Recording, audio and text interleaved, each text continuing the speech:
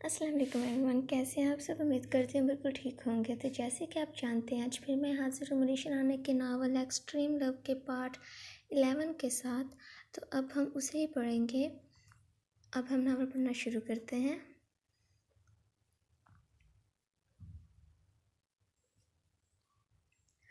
राशिद की वालदा को पुलिस की कार्रवाई के आपके बेटे की लाश मिल चुकी है।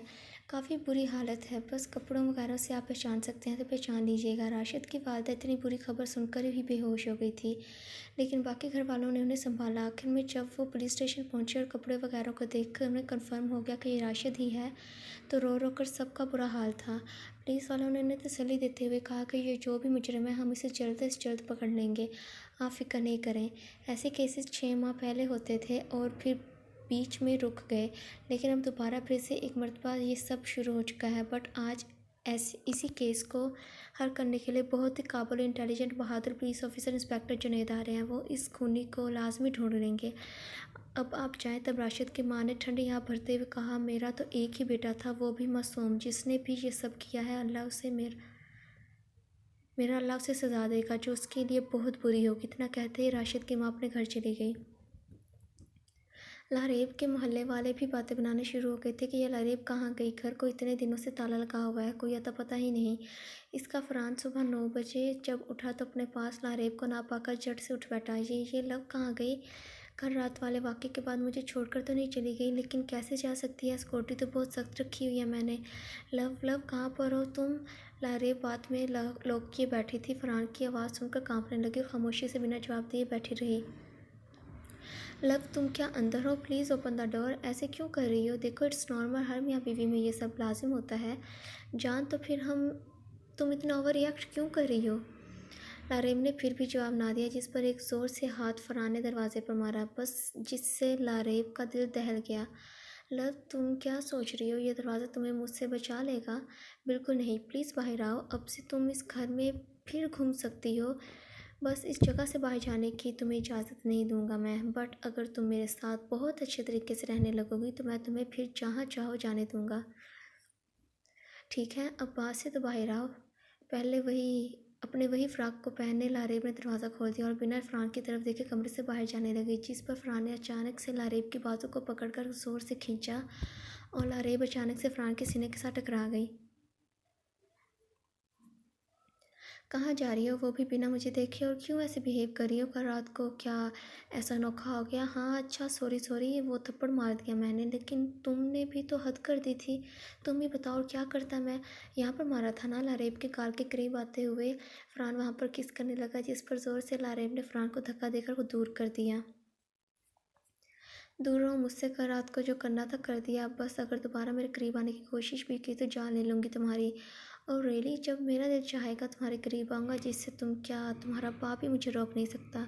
और कहा ना, ये तुम कहना बंद करो, वरना क्या? तुम्हारे पास हर बात का बदला, सज़ा तो सिर्फ एक ही काम से ली जाती है ना?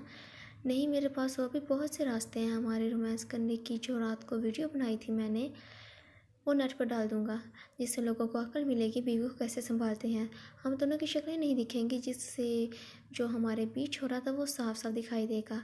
तुम इंसान भी हो या नहीं? तुम्हारे पास दिलो दिमाग है भी कि नहीं? इस कदर जलील किस्म के इंसान मैंने आज तक नहीं देखा। फिर तुम कह रही हो मुझे? अच्छा, 2 सेकंड। अपना मोबाइल निकाल रात वाली वीडियो को चलाकर फरहान लारेब को दिखाने लगा। देखो, उफ यार, कल रात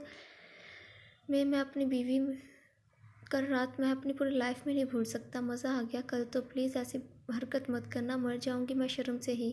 प्लीज़ लव, ऐसे रो तो मत। बस एक काम कर दो, ये तुम कहना बंद कर दो, तो ये वीडियो सिर्फ मेरे पास ही रहेगी हमेशा हमेशा। ठीक है, मैं आपको आप कहूँगी, बस आप ये वीडियो डिलीट कर दें प्लीज़।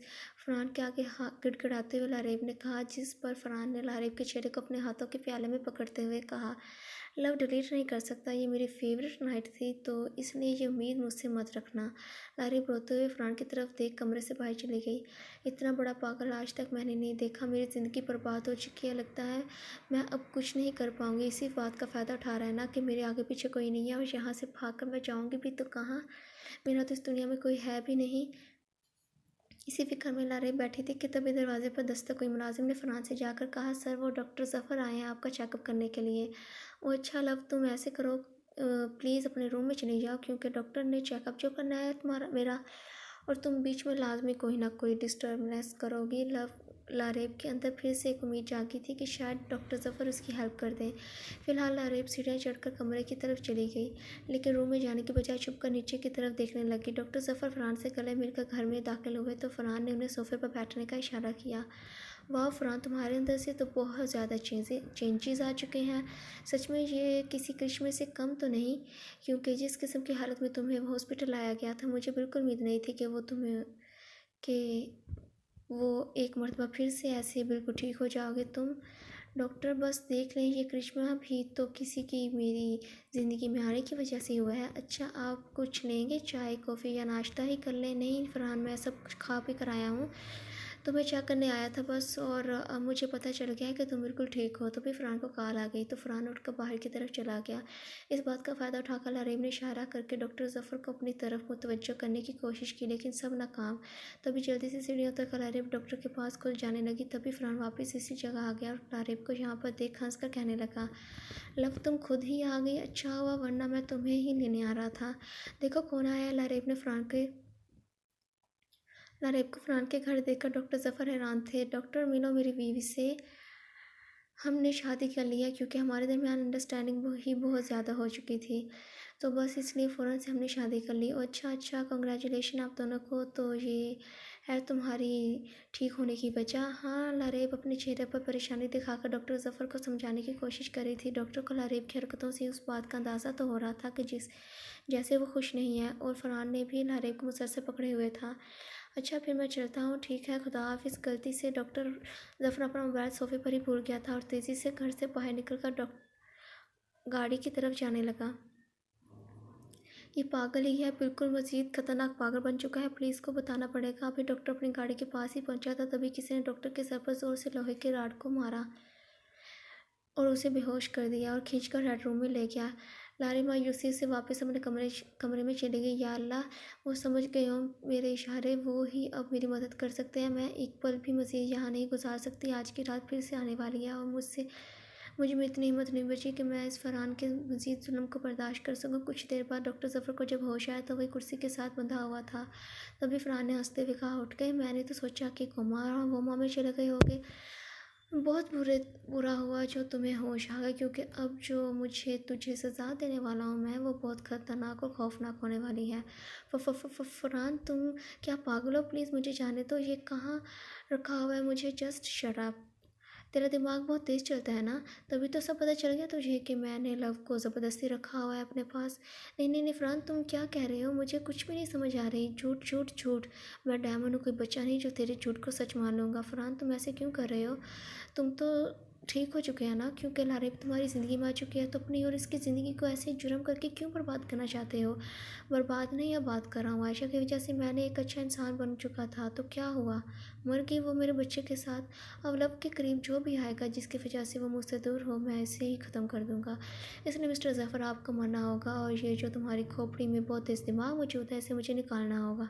टेबल पर बड़े तेज़ धार वाले हथौड़ों को हाथ लगाते हुए फ़रहान ने कहा, जिस पर डॉक्टर ज़फ़र के खौफ में मज़ीद इज़ाफ़ा हो गया। तो देखो फ़रहान, मैं तो खुद चाहता हूँ कि तुम नॉर्मल लाइफ जियो। लारेब को तुम्हारी ज़िंदगी में लाना भी तो मेरी वजह से ही था। इसे लालच देकर मैंने ही तो कहा था कि आयशा बनने का ड्रामा करे, तो मैं इसे तुमसे दूर क्यों करूँगा? प्लीज़ मुझे जाने दो। एहसान नहीं किया, वैसे भी वो मेरी किस्मत में लिखी हुई थी, इसलिए मुझे मिल ही जानी थी वो, समझा तू? और तेज़ धार बड़ा ब्लेड उठा फ़रहान डॉक्टर के पास आकर उसके सर को गोलाई में काटना शुरू हो गया, जिस पर तकलीफ़ को बर्दाश्त न करते हुए डॉक्टर को हार्ट अटैक आ गया। और शिट, ये तो पहले ही मर गया। खैर कोई बात नहीं। चूहों, आज तुम्हारी फिर से पार्टी है, एंजॉय करो, और मैं भी जाकर एंजॉय करता हूँ। अच्छा है मेरे हाथ ख़राब नहीं हुए, खुद ही मर गया साला। इतना कहते ही फ़रहान जब वापस से घर गया तो डॉक्टर का मोबाइल, जो कि सोफ़े पर ही मौजूद पड़ा था, उस पर कार आने लगी। फ़रहान ने मोबाइल को देखा और शिट, और ज़ोर से दीवार पर दे मारा। मनहूस इंसान पीछे ही पड़ गया है। और ये लव कहाँ पर है? कमरे में जाकर फ़रहान लारेब को पुकारने लगा। लारेब फ़रहान के को कमरे में आता देख सहम गई और उठ खड़ी हुई। लव, कुछ खा लो, कल रात को भी कुछ नहीं खाया था, ऐसे तो कमज़ोर हो जाओगी तुम। चलो शाबाश, चलकर खाना खाते हैं। मुझे कुछ नहीं खाना, सुना तुमने? आपने। इससे अच्छा मैं मर ही जाती हूँ। मरने का नाम सुनते फ़रहान ने लारेब के होंठों पर अपना हाथ रख दिया। प्लीज़ दोबारा ये लफ्ज़ अपने मुँह से मत निकालना। आयशा के मरने के बाद जो तकलीफ़ और अज़ियत मैंने बर्दाश्त की है, शायद अब ना कर पाऊँ।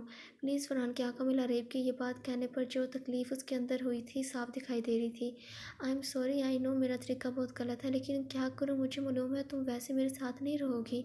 पर लव, अगर तुम मेरे साथ प्यार मोहब्बत के साथ पेश आओगी तो आई प्रॉमिस जो कल रात को हुआ वो दोबारा नहीं होगा। डायमंड को जब गुस्सा आ जाता है तो वो एक जानवर बन जाता है जिसे कोई नहीं रोक पाता। तो तुम समझ रही हो ना मेरी बात को? मानो या ना मानो, बहुत बहुत मोहब्बत करता हूँ तुमसे। बहुत खुश रहोगी तुम अगर दिल से मुझे एक्सेप्ट कर लोगी। तो अब चलो और प्लीज़ खा लो कुछ। मुझे कुछ नहीं खाना, प्लीज़ मुझे ये बार बार टच करना बंद करो। लव, प्लीज़ समझो मेरी बात को। Leave, behave. मैं रात जैसा आइंदा कभी भी नहीं करूँगा तुम्हारे साथ। बस प्लीज़ अब चलो मेरे साथ। फ़रहान की बातों को सुन लारिब को थोड़ी तसल्ली हुई कि अब शायद फ़रहान उसके साथ कभी ज़बरदस्ती नहीं करेगा और ख़ुद को फ़रहान को अपनी मर्ज़ी से वो अपने करीब आने नहीं देगी। इसलिए फ़रहान के साथ बाहर चल डाइनिंग टेबल पर बैठ दोनों खाना खाने लगे। लव, अब से ये घर तुम्हारा है। हुक्म दिया करो मुलाज़मों को कि खाने में क्या बना करेगा भाई। बहुत से काम होते हैं। लारेब ने एक ही जवाब दिया, ये मेरा घर नहीं है। लव मेरी जान, ये तुम्हारे शौहर का घर है तो डेफिनेटली तुम्हारा भी तो हुआ ना। अब से बहुत अब से आपसे बहस करना फजूल है। मैंने खाना खा लिया, थोड़ा सा खाना खा। लारेब उठकर वहाँ से चली गई और सारा घर का जायज़ा लेने लगी कि कहाँ से कैसे वो भागे। पुलिस स्टेशन में जब इंस्पेक्टर जुनैद आए सभी उन पर फूल की बारिश कर रहे थे। Thank you so much sir, आप यहाँ पर आए। आप इस वक्त आपकी हमें बहुत ज़रूरत है क्योंकि एक बहुत ही चालाक खूनी इतने अरसे से आज़ाद फिर रहा है। पता नहीं कितने लोगों के घर उजाड़ दिए हैं इसने। मुझे मालूम है, आप मुझे बैठने तो दें, इतना लंबा सफ़र करके आया हूँ, अभी भाग कर पकड़ लूँ? हंसते हुए जुनैद ने एएसआई से कहा। सॉरी सर, प्लीज़ आप बैठे ना, जाओ जाकर सर के लिए ठंडा पानी लेकर आओ। नहीं नहीं, मुझे कुछ नहीं चाहिए। तुम बताओ घर में सब कैसे हैं? सर सब बिल्कुल ठीक हैं और माशाल्लाह से कल ही मेरे यहाँ बेटी जैसी नेमत पैदा हुई है। माशाल्लाह अरे वाह यार, तुम्हारे यहाँ बेटी हुई है फिर भी मिठाई नहीं खिलाई। This is not fair. जी सर, अभी खिला देता हूँ। आप बताएं घर में कैसे हैं सब? हाँ यार सब ठीक है। अम्मी हमेशा एक ही बात कहते रहते हैं कि नौकरी छोड़कर शादी कर लो क्योंकि अब वीरान घर काटने को तोड़ता है। अब तुम ही बताओ ऐसे कैसे मैं शादी कर लूँ? अभी तो मैंने बहुत बड़े बड़े काम करने हैं। सर तो आप शादी कर लें, बाद में बड़े बड़े काम कर लीजिएगा। नहीं ना, शादी के बाद बच्चे जिसकी वजह से इंसान कमज़ोर और बुज़दिल हो जाता है, हर काम करने से पहले डर लगने लगता है। ये भी सही है, लेकिन जब आपको कोई लड़की पसंद आ गई तो किसी भी बात की परवाह किए बगैर फ़ौरन से शादी कर लेंगे। जब मुझे आपकी भाभी पसंद आ गई थी तो एक दिन का भी सब्र मुझसे नहीं हो रहा था। ऐसा कुछ नहीं होने वाला क्योंकि मेरे टाइप की लड़की इस दुनिया में मौजूद ही नहीं है। सर देख लेंगे और ये लें बोतल और मिठाई आप खाएं, फिर मैं आपको केस की फ़ाइल आकर दिखाता हूँ। हाँ ठीक है, कहकर जुनैद मिठाई खाने लग गया। लव, तुम यहाँ क्या कर रही हो? प्लीज़ कमरे में चलो। मुझे नहीं जाना इस कमरे में। लव, तो क्या यहीं पर ही रात गुजारने का इरादा है आपको? क्या मैं जहाँ पर भी सोऊं? प्लीज़ आप जाएं यहाँ से। लव, मुझे फ़र्क पड़ता है तभी तो तुम्हारे आगे पीछे घूमता रहता हूँ। इतना सब कुछ कर रहा हूँ। लारेब गुस्से से फ़रहान की तरफ देख सीढ़ियाँ उतर कर हाल में सोफ़े पर बैठ गई। फ़रहान भी पीछे पीछे लारेब के साथ सोफ़े पर बैठ गया, जिस पर लारेब ने गुस्से से कहा, क्यों अपनी मौजूदगी के साथ मुझे टॉर्चर कर रहे हैं? मेरी मौजूदगी तुम्हें टॉर्चर करती है? आयशा को हमेशा मुझसे एक ही शिकवा रहता था कि मैं उसे अपना टाइम नहीं देता। इस बात का पछतावा मुझे आज तक भी है। इसलिए जब से तुम मेरी ज़िंदगी में आई हो तब से लेकर अब तक सिर्फ़ और सिर्फ मैं इसी कोशिश में होता हूँ कि जो जो गलतियाँ अपनी पिछली ज़िंदगी में मैंने की हैं उन्हें दोबारा ना दोहराऊँ। लेकिन तुम मेरी मोहब्बत समझते ही नहीं हो। मानता हूँ मैं बहुत अजीब किस्म का इंसान हूँ, मुझे कभी भी गुस्सा आ जाता है जिसकी वजह से मैं शैतान बन जाता हूँ। तो मुझे कुछ समझ नहीं आती, जो दिल में आता है कर देता हूँ। बट मेरी आयशा मुझे इसी हाल में भी बहुत मोहब्बत करती थी, मुझे समझती थी मुझे, और तुम्हें पता है इसकी वजह से मैं सुधरने भी लग गया था। तुम चाहे किसी से भी पूछ लो, मैं बिल्कुल ठीक हो गया था। और लव, तुम अगर मुझसे आयशा की तरह मोहब्बत करोगी तो मैं फिर से सुधर जाऊंगा। तो क्या तुम किसी की ज़िंदगी संवार नहीं सकती? नाराई हैरान होकर फ़रहान की बातों को सुन रही थी कि ये आज इतना दुखी क्यों है। तब लारेब ने एक ही लफ्ज़ कहा, प्लीज़ आप यहाँ से जाएं। Love, I am sorry. मैं जब भी तुम्हें कोई तकलीफ़ पहुँचाता हूँ तो इसकी तकलीफ़ मुझे ज़्यादा होती है, लेकिन इस वक्त मुझे पता नहीं क्या हो जाता है, कुछ समझ ही नहीं आता, लेकिन बाद में बहुत दुख होता है मुझे। तुम ही मुझे समझ लो ना, मुझे गुस्सा दिलवाया ही ना करो, पागल हो जाता हूँ मैं। अब आयशा की तरह तुम भी कहीं मुझसे दूर ना हो जाओ, इसलिए जो भी दिमाग कहता है कर देता हूँ, लेकिन लव प्लीज़।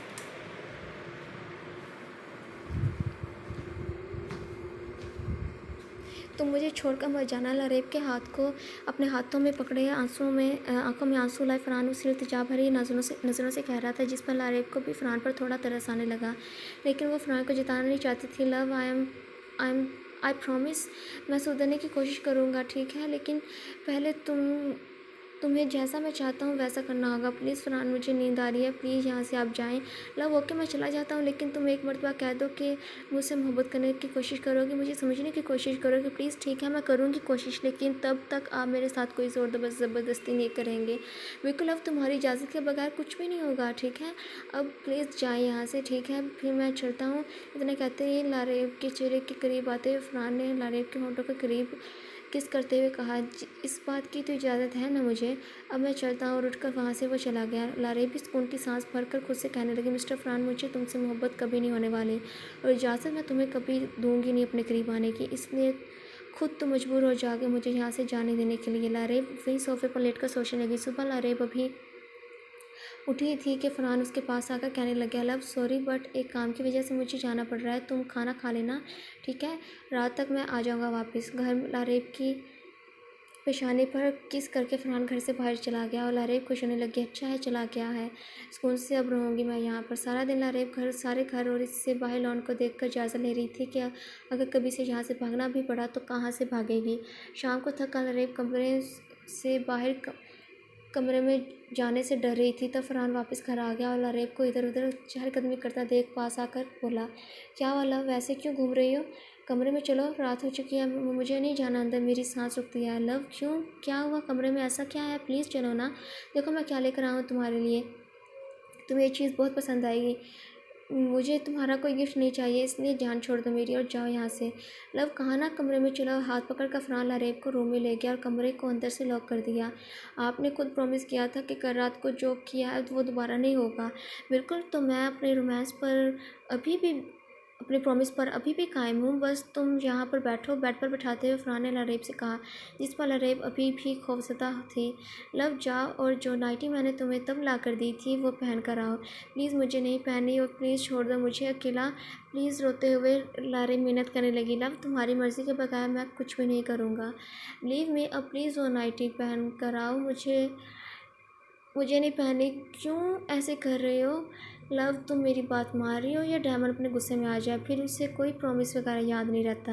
लारेब फरहान की धमकी में बात में जाकर नाइटी पहनने लगी। वो क्या करने वाला है मेरे साथ। लारेब कुछ सोच और नाइटी पहनकर लारेब वहाँ से बाहर आई तो फरहान भी शर्टलेस वहाँ खड़ा था। लव आ गई, ओ माय गॉड, बहुत हॉट लग रही हो। हाथ में कोल्ड ड्रिंक के गिलास को टेबल पर रखते हुए फरहान ने कहा, इधर आओ और ये देखो स्पेशल बेल्ट। ऐसे मैं आयशा के साथ करता था, ज़बरदस्ती लारेब को बेड पर बिठा लारेब के हाथ उन बेल्ट्स से बेड के साथ बांधने लगा। वो, ये क्या कर रहे हो, छोड़ो मुझे। लव, कुछ नहीं, कुछ भी नहीं करूँगा मैं, तुम्हारी मर्ज़ी के बगैर कुछ भी नहीं होगा, ठीक है। दोनों हाथों को बांध फरहान सामने खड़ा हो गया। लव, अब मैं तुम्हें सिर्फ छूऊंगा, अगर तुम मेरे टच करने से तुम्हारी सांसें और दिल की धड़कनें तेज़ हो गई और तुम्हारे जिस्म में भी अजीब सी बेचैनी फैलने लगी तो मैं समझ जाऊँगा कि मेरी कुर्बत के लिए तुम तैयार हो। ऐसा कभी नहीं हो सकता, समझे तुम, इसलिए छोड़ो मुझे। लव, तो देख लेते हैं ना। लारेब कॉन्फिडेंट होकर फरहान के चैलेंज को कबूल कर चुकी थी। फरहान लारेब के पास आकर बैठ गया और लारेब की टांगों पर उंगलियां फेंकते हुए ऊपर की तरफ बढ़ने लगा और साथ ही लारेब की पहनी नाइटी को कांधों से नीचे उतारने लगा।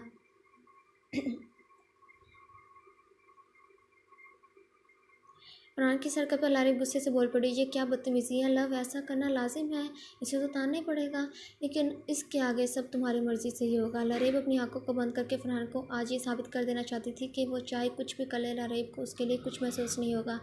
नाइटी को ऊपर से नीचे की तरफ उतार करता लारेब के जिस्म से जुदा करके उसने फेंक दिया और साथ ही पास पड़ी बर्फ़ को मुँह में उठाकर वो उस होठों में दबाए लारेब के सीने पर से पेट तक आहिस्ता आहिस्ता उसे फेरने लगा। फ़रहान की इस हरकत पर लारेब को पहली मर्तबा अजीब सी झुर्झरी आई, जिस पर फ़रहान की थोड़ी हिम्मत और बढ़ गई और हल्के हल्के से अपने हाथों को लारेब के सारे जिस्म पर फेरते हुए फ़रहान लारेब की गर्दन पर झुक गया और वहाँ पर अपना लम्स छोड़ने लगा। लारेब के आहिस्ता आहिस्ता रोंगटे खड़े हो रहे थे और इसकी धड़कन और दिल तेज़ी से धड़कना शुरू हो चुका था। फ़रहान का झुकाव लारेब के सीने पर था, जहाँ पर अपनी मोहब्बत को वो निछावर करना शुरू हो गया था। लारेब फ़रहान को यूँ अपने करीब पाकर तेज़ से सांस लेना शुरू हो चुकी थी, जिस पर फ़रहान ने लारेब के कान के पास आकर कहा, अब इन सब का मतलब मैं क्या समझूं? लारेब अपनी आंखें बंद किए ना में और हाँ में जवाब देने लग गई, जिसका मतलब फ़रहान बाखूबी समझ चुका था। इसलिए फ़ौरन से अपनी पैंट को बटन खोलकर लारेब को सीधा कर अपने अमर को जारी करना शुरू हो गया। अब की मर्तबा लारेब कुछ भी नहीं बोल रही थी, बस अपने बंधे हाथों को बार बार खोलने की कोशिश कर रही थी। फ़रहान अपनी जुनूनियत को लारेब की मर्जी से बखूबी देख रहा था। तभी लारेब के हाथों को खोलता देख उसने बेल्ट को खोल दिया, लारेब के हाथों को आज़ाद कर दिया। लारेब फ़रहान को दूर करने की बजाय फ़रहान की गर्दन को पकड़ अपने करीब कर लिया, जिससे फ़रहान ने भी अपने अमल में मज़ीद तेज़ी कर दी। तब फ़रहान कभी लारेब के होठों को तो कभी गर्दन को चूम रहा था। कुछ देर बाद लारेब से दूर होकर फ़रहान लेट गया और लारेब भी फ़रहान की तरफ करवट लिए सो गई। सुबह जब लारेब को होश आया तो अपने पास फ़रहान को सोया देख रात वाला सारा वाक़या याद करने लगी और अपने चेहरे पर ज़ोर से थप्पड़ मारा। खुद को कहने वो लग गई, ऐसे कैसे तू खुद फ़रहान को इजाज़त दे सकती है अपने करीब आने की, जिससे मुझे इतनी नफ़रत है। इसी के साथ रात को छी। फ़रहान लारेब की आवाज़ सुनकर उठ बैठा। क्या हुआ लव, तुम रो क्यों रही हो? दूर हो मुझसे, रात को पता नहीं क्या कर दिया था तुमने मुझ पर, जो मैं खुद आप करीब आ गई। तुम्हारी मेरी मोहब्बत तुम्हें रोक ही नहीं पाई थी लव मेरे पास आने से। मैंने तो तुम्हें चांस दिया था, इसलिए खुद समझ जाओ यू लव मी। तो नॉर्मल मियाँ बीवी की तरह लाइफ गुजारते हैं ना मियाँ बीवी। कल जो हो गया सो हो गया। अब आइंदा ना ही तुम मेरे साथ कोई ऐसी वैसी हरकत करोगे और ना ही मेरे इर्द गिर्द तुम नज़र भी आओगे। I hate you. तुमसे मोहब्बत मैं कभी भी नहीं कर सकती।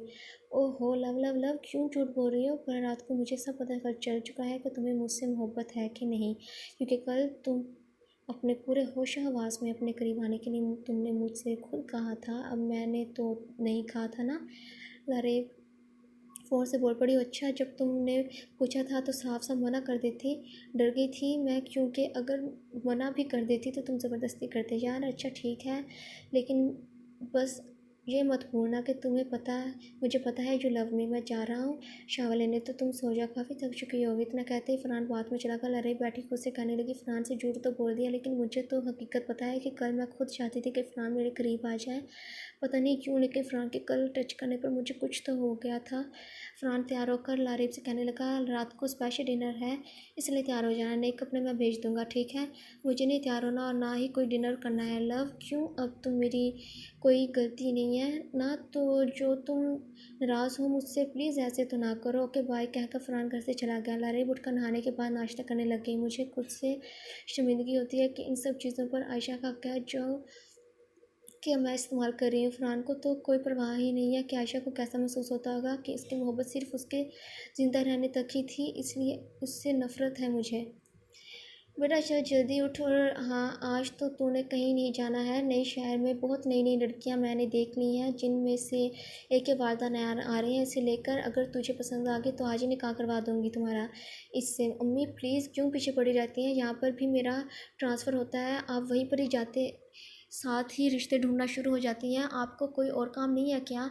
इससे अच्छा आप टिकटॉक बना लिया करें। बेशरम शर्म कर। और तुझसे क्या चाहती हूँ मैं? सिर्फ एक आदत बहू और 10-12 बच्चे। इसमें कोई बुरा तो नहीं कर रही ना मैं? हाँ अम्मी, बट अगर अब किसी से भी मैं शादी थोड़ी कर सकता हूँ। मैं जिससे भी मुझे पहले मोहब्बत होगी तभी तो उससे शादी करूँगा। मोहब्बत का क्या है, जिससे शादी होगी उससे मोहब्बत भी हो ही जाती है। अम्मी आज मुझे बहुत ज़रूरी काम करने जाना है, सो आज नहीं प्लीज़। जो भी हो मेरी तरफ से रिजेक्शन ही है। अब मैं तैयार होने जा रहा हूँ, प्लीज़ नाश्ता बना दें। दफ़ा मनूस कभी भी माँ की बात तो माननी ही नहीं है ना। अब खुद बताए सिवाय इसके मैंने आपकी कौन सी बात नहीं मानी।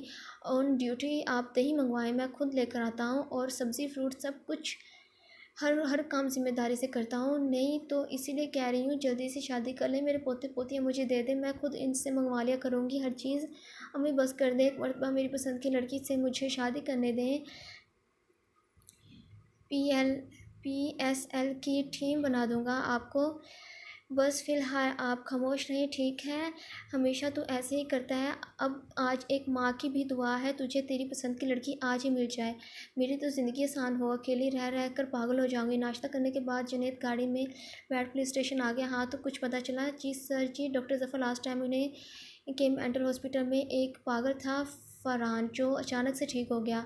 उसी का चेकअप करने गए थे। उसके घर मोबाइल की लास्ट लोकेशन इसी के घर के पास की है, दिखाई जा रही है। अब पता नहीं वहाँ क्या हुआ। अच्छा, फरहान की लाइफ के बारे में कुछ पता है?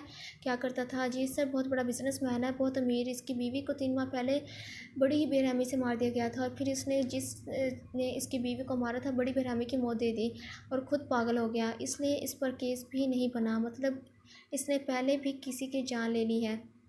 अब तो इससे मिलकर ही पता चलेगा कि अब भी ये ठीक हुआ है या मज़ीद ख़तरनाक हो गया है। मुझे इसके घर का एड्रेस दो, मैं जाकर मिलता हूँ इससे। सर हम भी साथ चलें? नहीं, फ़िलहाल मुझे ही जाने दो, फिर बाद में देखते हैं। Okay sir. शाम को एड्रेस नोट करके जुनैद फरहान के घर की तरफ जाने लगा। लारेब खिड़की के पास खड़ी आसमान की तरफ देखकर अपने बारे में सोच रही थी। लगता है मेरे से यही ज़िंदगी है। कभी कभी इस फरहान पर तरस आता है, कभी खौफ तो कभी नफ़रत। मुझे खुद नहीं पता कि अब मैं इसके बारे में फ़ील ही क्या करती हूँ। तभी जुनैद बॉडीगार्ड्स को ये बता कर आ रहा था कि मुझे इस घर के मालिक से मिलना है, तो मुझे अंदर जाने दें। And I am a police officer, तो मेरे साथ ये ड्रामेबाजी करने की ज़रूरत नहीं है। गुस्से से तनख्वाह जुनैद घर के अंदर दाखिल हो गया।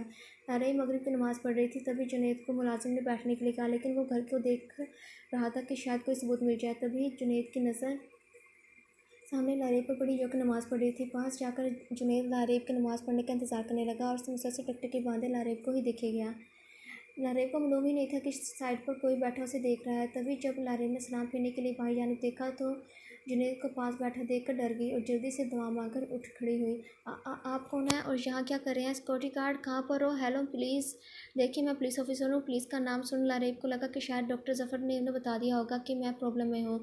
आप पुलिस हैं? देखिए सर, मैं अभी लारेब ने इतना ही कहा था कि तभी फरहान आकर जुनैद को लारेब से बात करता देख गुस्से से कहा, लव कितनी मरतबा कहा कि गैर लोगों से बात नहीं करते, ये मुझसे मिलने आए हैं, इसलिए तुम जाओ अपने रूम में। लारेब को समझ नहीं आ रही थी कि वो क्या कहे, इसलिए खामोशी से वहाँ से जाना ही उसने बेहतर समझा। जुनैद लारेब को जाता हुआ भी देखे ही जा रहा था।